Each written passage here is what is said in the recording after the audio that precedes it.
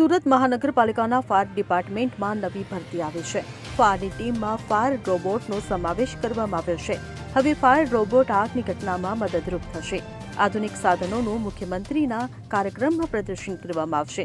ત્યારે Athwa party plot ખાતે 24મીએ મુખ્યમંત્રીના કાર્યક્રમ રોબોટ પરફોર્મન્સ કરશે.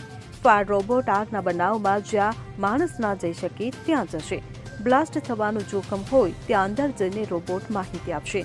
તેમજ કેમેરાની મદદથી બહાર ઉભેલા અધિકારીઓને પણ અંદરની સ્થિતિની જાણકારી આપશે.